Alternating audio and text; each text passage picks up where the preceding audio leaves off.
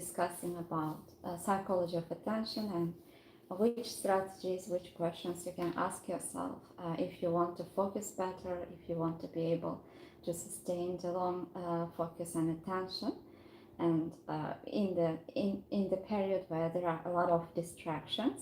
And you will also learn about neuroscience, what's happening in your brain, what are some factors that you can adjust in order to help yourself to focus better. And quick question, and how many times have you checked your phone in the last hour? We're living in an age where being constantly being exposed to different distractions. We have open laptops, constant use of social media, all the time a high traffic of emails and messages that we need to answer, and that makes focusing and concentration even more challenging. And how many browser tabs do you currently have open? How many half-finished things are you competing for your attention right now? We are living through the greatest attention crisis in human history, and not because humans have become weaker, but because we are surrounded by systems specifically engineered to fragment and capture our attention.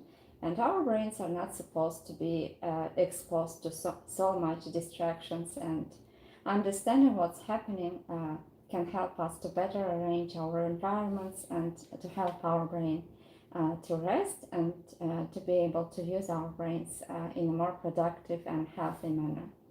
And we will be also discussing about what we can do about it, and one of the most important psychological skills of our time that we can learn to manage our attention. So, what attention actually is according to neuroscience, and why distraction is so hard to resist.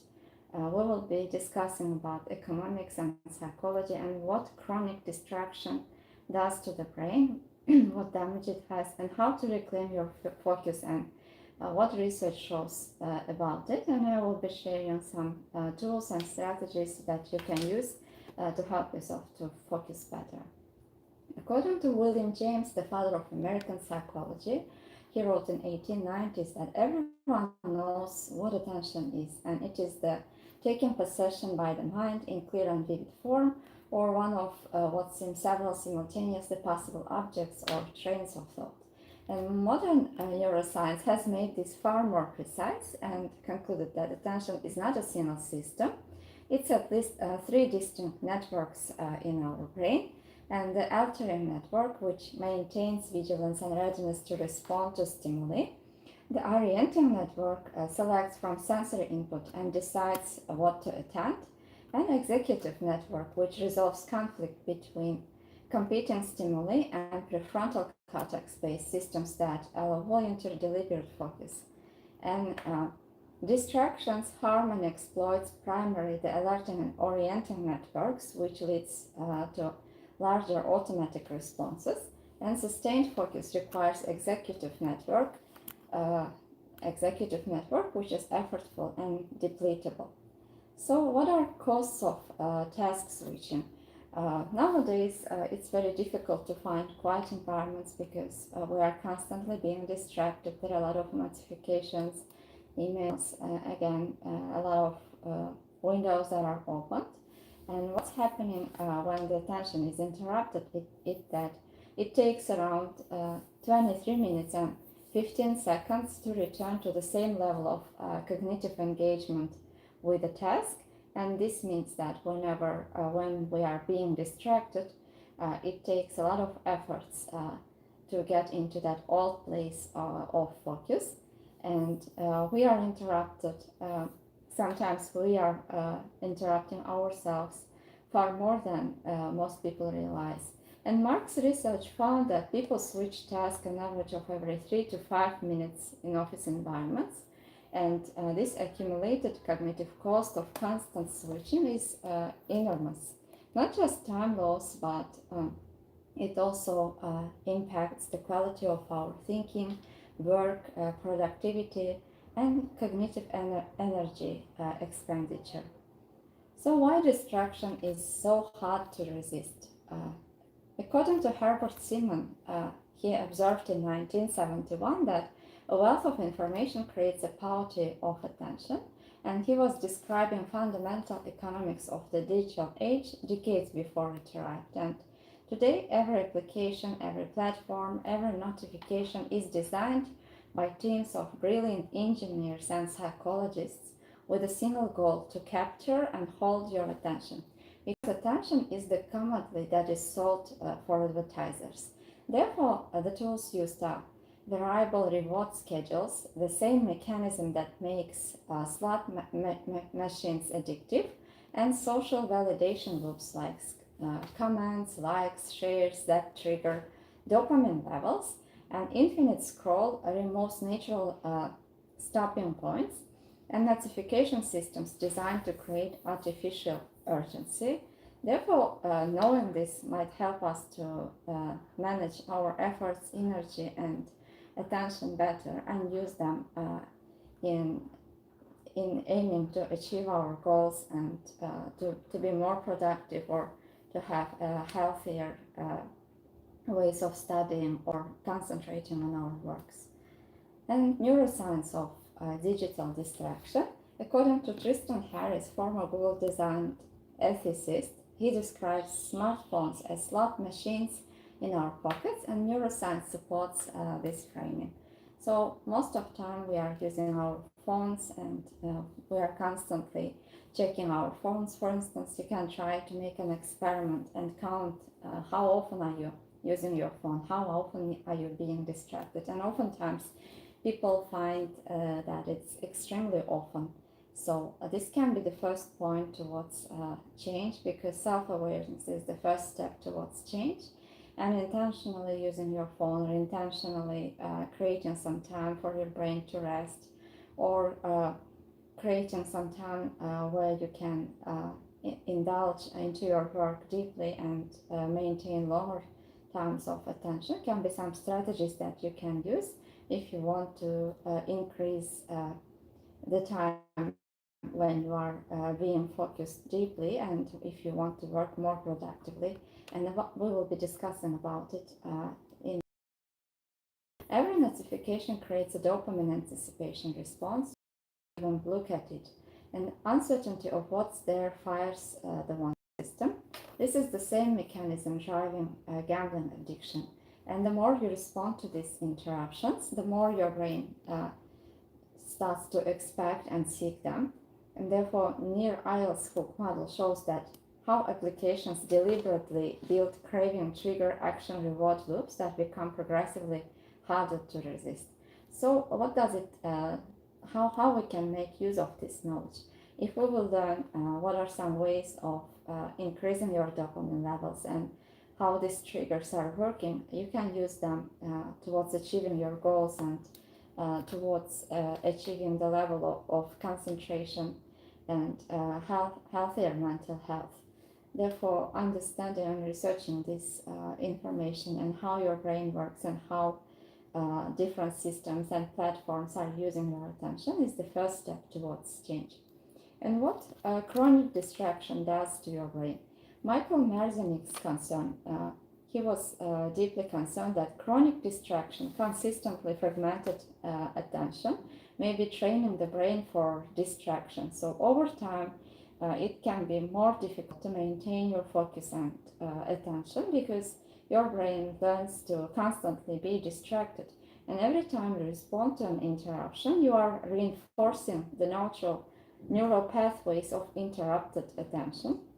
And according to Nicholas Carr's shallow research, he found that deep, sustained reading and thinking, cognitive mode that develops the richest understanding, is being eroded by digital habits that favor skimming, switching, and shallow processing. And the evidence is that average reading depth, sustained attention spans, and the capacity for boredom tolerance all appear to be declining in digital native populations. Most of us are striving to manage our times, and we are being short of time. Therefore, very rare we are reading the whole text or article, and we are also more using skimming, switching methods, shallow processing, and this makes it even more difficult to deeply indulge into articles or pages that we are reading.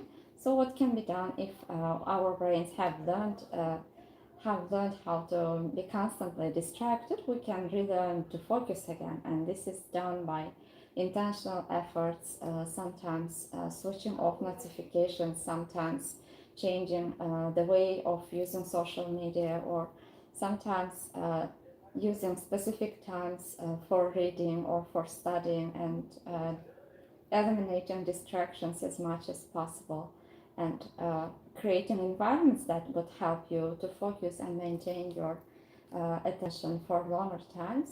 Or even if you are working in a place where you are being constantly distracted, in North America, it's most of the time it's possible to speak to your manager or to your workplace and create more favorable environment for you to be able to focus and to be distracted less by adjusting the ways of how you are studying. And reclaiming your focus. Carl Newborg Deep Work Framework, work performed in a state of distraction-free concentration that pushes cognitive capability to its limit.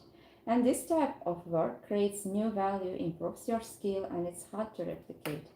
And according to Newport's research, it showed that deep work capacity is becoming increasingly rare and increasingly valuable. Therefore, ability to focus deeply is a competitive advantage in the knowledge economy. And like a muscle, deep work capacity must be trained. You cannot suddenly produce 4 hours of focus if your baseline is 20 minutes of distracted half attention. So you can start by noticing how long can you focus. For instance, and write it down. Is it 20 minutes? Is it 30 minutes? Is it 1 hour? And you can gradually increase the capacity and the time of being focused. And by time you would notice that it's becoming easier more and more each time you are trying, because brain is like a muscle. It gets stronger, and your ability to focus, to concentrate, increases with the efforts that you are making. According to attention restoration theory developed by Rachel and Stephen Captain's attention, the focused, effortful attention we use for work and directed attention depletes over time. And restoration comes from environments that engage effortless, fascination-based attention, primarily nature. So exposing yourself to nature, walking, for instance, spending time in nature is one of strategies that you can use if you want to restore your attention and your ability to focus. Maybe you have noticed that when you are spending time in nature, it gets much easier to focus and you feel rested, restored.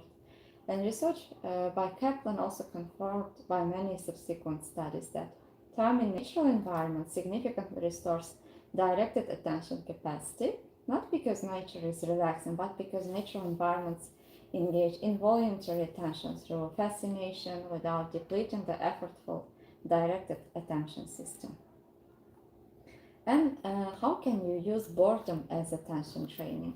Research by Sander Mann at University of Central Lancashire found that boredom increases creative thinking, because a mind left without external stimulation generates its own internal associations, and therefore each time when you are leaving yourself to feel bored, your brain is trying to fill the gaps and wondering and tries to create possible solutions uh, or possibilities for yourself, which also helps you to rest and to increase ability to focus. And protecting time for genuine boredom, for instance, sometimes using no phones, no stimulation, is not accepted as a wasted time, because it's attention restoration and creative incubation. Then attention audit. For one day, every time you switch a task or check a device, try to write it down and try to notice how often you are using your phones and digits, and what triggers it. Was it external? Was it a notification? Or internal, an impulse? Maybe you felt sad, maybe you felt anxious or worried, and you are constantly checking your phone because of it. And once you notice your trigger, whatever is causing you to use the phone or your gadget so often, you can play with it, and you can decrease the triggers. For instance, if these are notifications, you can sometimes turn off your notifications. If it's a feeling or a thought, you can work with it using different strategies. You can also use the support of therapists or psychotherapy in order to understand better what's causing uh, the use and what are some triggers and how long were you focused before the switch. And oftentimes you would notice that this span of ability of, of you to focus would gradually increase. And most people are shocked by what this reveals, that awareness of the actual pattern is the necessary first step to changing it.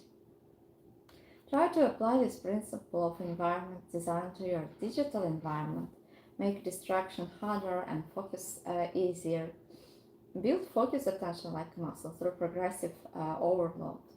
In the first week, you would notice that 25 minutes of single task focus, phone out of sight, and in the first week, you would notice that you were able to focus for 35 minutes, and over time, this can go and increase into 90 minutes. And when the urge to check arises during focus blocks, write it down on a paper next to you. And instead of acting on it, writing on it also can help to calm down. And scheduling 1 hour per day, ideally in the morning before devices, is also useful without no screens, no notifications, no digital input. And journaling, reading physical book, writing without headphones, walking, meditating, simply sitting with your thoughts are also helpful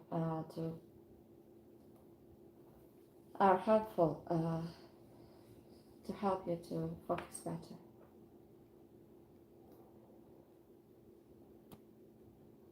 There were some questions that you asked. First of them, is ADHD the same as attention problems from distraction? ADHD is a neurobiological condition involving structural and functional differences in attention regulating circuits, especially in dopaminergic pathways, and environmental distraction exploits universal human attention vulnerabilities, and people with ADHD are more vulnerable to environmental distractions. It can be more difficult for them to focus, but oftentimes their focus span can increase if they are extremely interested in certain topics. And but ADHD is a distinct condition requiring different interventions, and you can also receive the support of psychotherapy and therapists if you want to learn to focus better. And how long should you try to focus before taking a break? The evidence shows that after 90 minutes of deep work, it gets more difficult to stay focused. And this generally is explained by ultradian rhythms.